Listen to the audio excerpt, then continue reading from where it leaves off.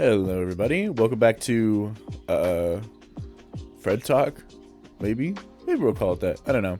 Anyway, I think we're gonna talk about used cars today. That is something I have too much experience with, to be honest, and I'm gonna fill you all in on that. I have definitely ran into my fair share of used car issues, and honestly, I'm so tired of it. I was so tired of it. Just the economy is brutal though, so you really can't afford much else, to be honest. I've kind of had a bit of a diverse repertoire of used vehicles, so I'm just gonna kind of go down the list and explain some things about them and say a bit about, like, the vehicles. Let's see. My first vehicle I ever purchased was a Lexus RX 330. It was a 2004. It had about 200 something thousand miles. I'm gonna be honest, I don't remember the exact. It could have been between 220 and 260, somewhere around there. And I purchased that for $2,800. To be honest, that vehicle is still probably one of the favorite vehicles I've ever owned, and I would have continued to use it had I not hit a deer and completely totaled it. I will say it held up like a beast. I hit the deer going a little too fast. I was on the highway, jumped out in the middle of the road, boom shakalaka. You don't really have much choice there. Hit him head on, and I didn't even see the deer after I hit him, so I have no idea where he went. He went flying. Pretty much smashed the entire front end of my vehicle in. It's funny, I just put a new radiator in, and the radiator is the frontmost on that car, so smashed right through that. Honestly, everything behind it was completely fine, but I think there was also a crack in my engine. I saw that much later, after I'd already sold the vehicle for scrap to like another company.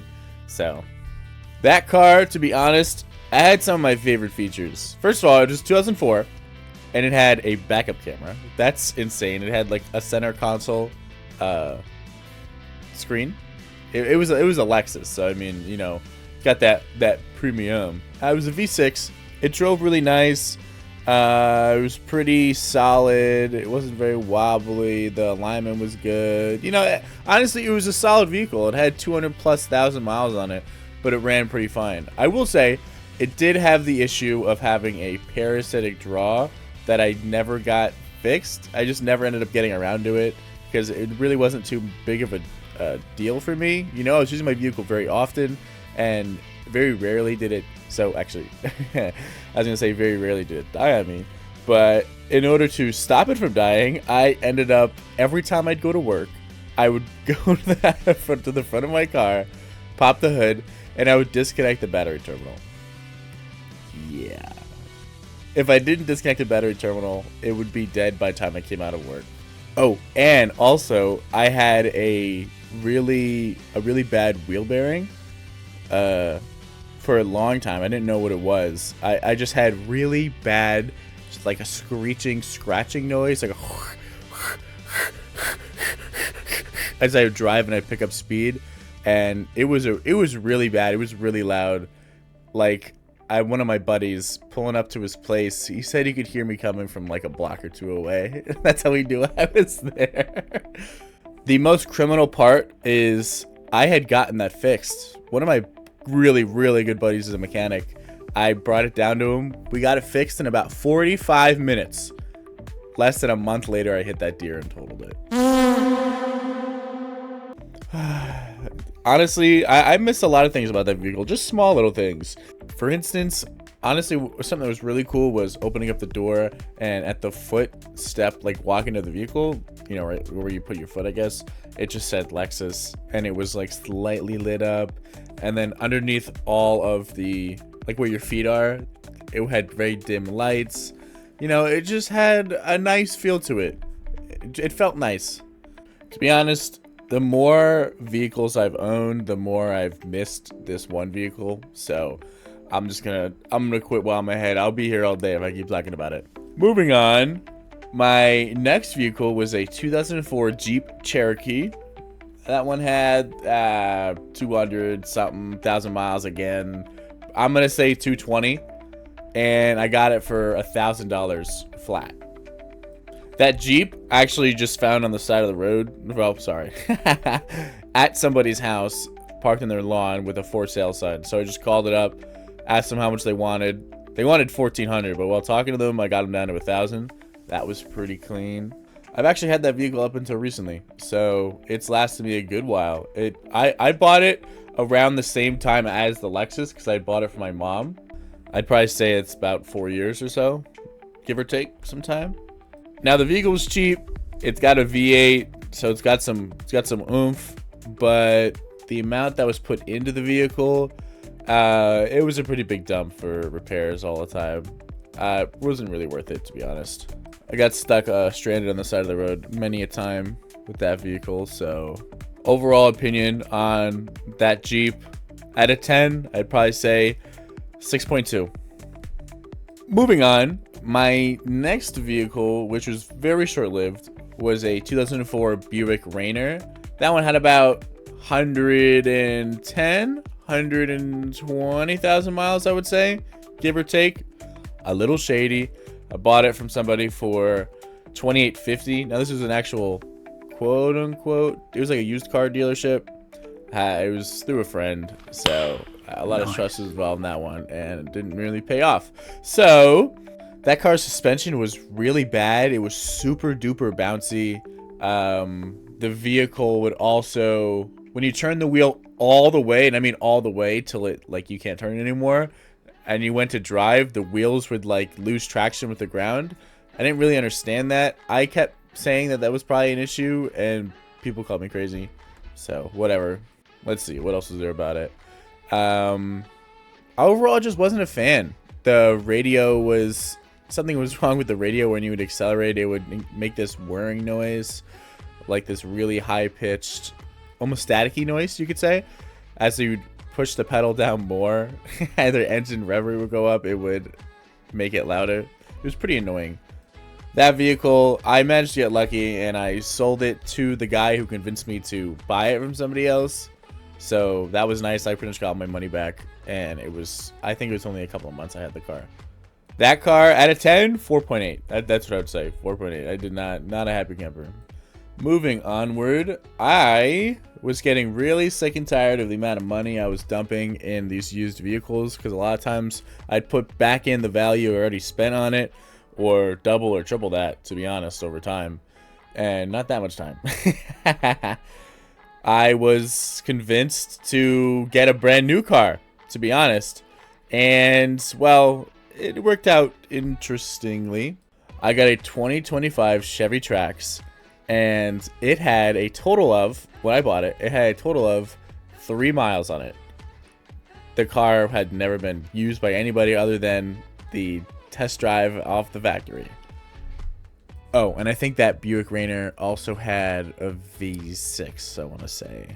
I believe it had a 6-cylinder engine. Anyway, back to the Trax. The Trax, it had a 3-cylinder engine, but it had turbo or whatever. I had never heard of that before that vehicle. Then I learned what it was. Basically, like when you put your foot down on the pedal, you kind of have like this delay reaction, I would say. And I'm so used to driving these vehicles that have all like V6 or V8. So as soon as I drove this thing, I was like, damn, this is like puny.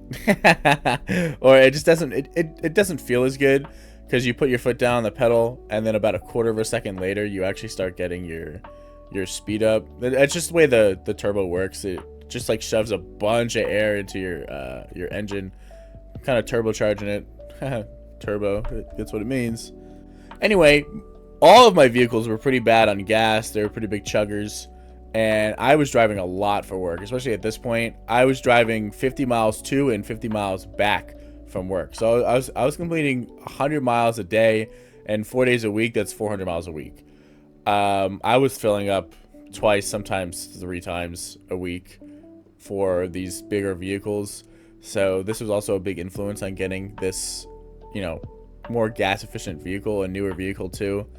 And I mean, it did serve that purpose. It was pretty good on gas.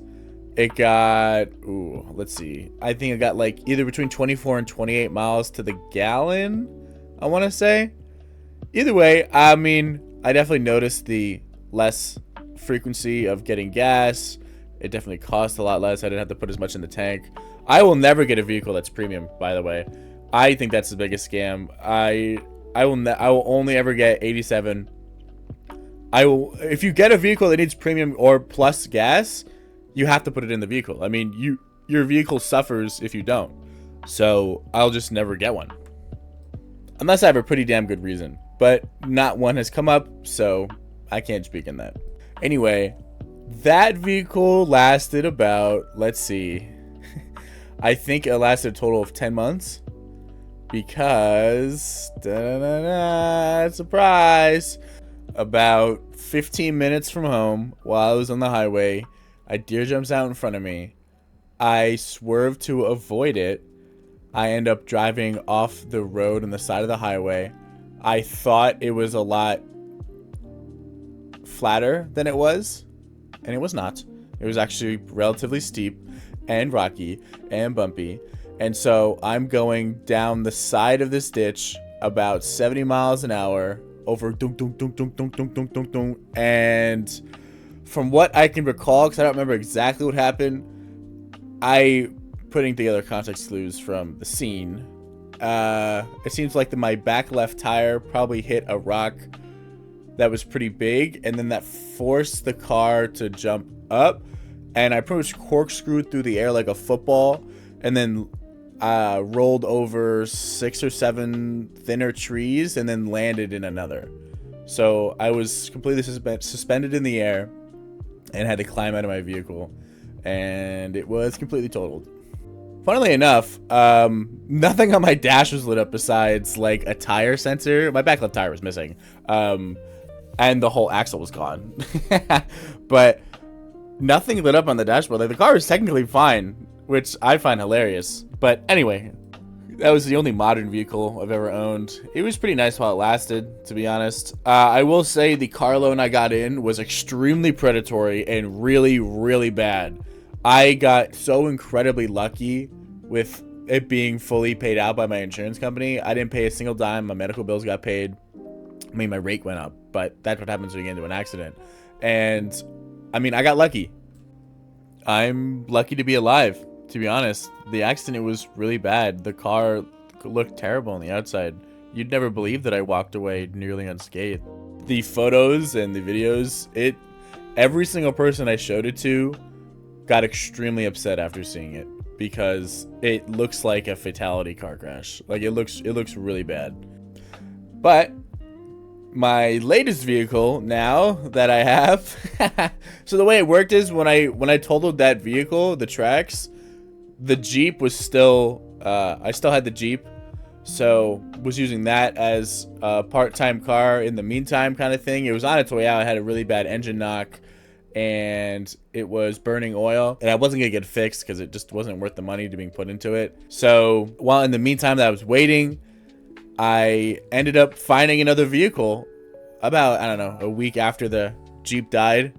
Like, one day, my buddy who's a mechanic, he came up, he's like, all right, I'm gonna be honest with you, you've got about between a day or a year. This thing could go at any point or any time, so just be careful. The next day I went to drive to work. I didn't make it 2 minutes. I didn't make it 2 minutes away from my house before the car just turned off. So that's that for one day or a year, right? Anyway, my final vehicle, the one I'm currently using now, I have purchased a 2003 Honda Civic. Now, I've honestly always wanted a Honda Civic. I don't like sedans. I very much prefer SUVs. I'm also a larger guy. Like, I'm pretty tall. I don't fit in a lot of these small cars. In fact, this Honda Civic feels like a lowrider. Getting into it is like falling in. It's really low to the ground compared to all the other vehicles I've driven. But anyway, this is also the only 4-cylinder engine car that I've driven. And to be honest, it really feels like it. I did not believe there'd be such a huge difference, but there really is. Every other vehicle I've driven, I drive with my toe. I use my big toe to incrementally press the gas pedal. This car, you drive with your whole foot, you know, and you're using your foot, putting it either halfway or all the way down sometimes. That's really jarring. Did not expect that. But anyway, this thing gets really good miles to the gallon. Like, it's super good on gas, and that's what I really want, especially in this economy. Like damn, you know, we all struggling out here. So I'm getting way better miles to the gallon. I haven't put anything into the vehicle so far.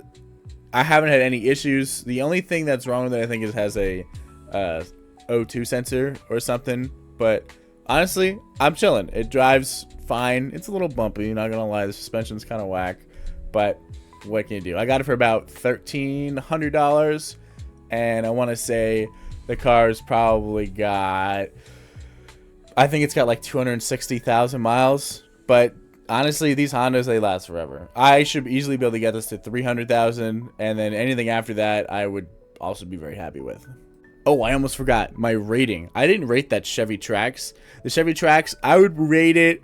Let's see, if I don't include the predatory car loan, the car was a solid 8.6 out of 10.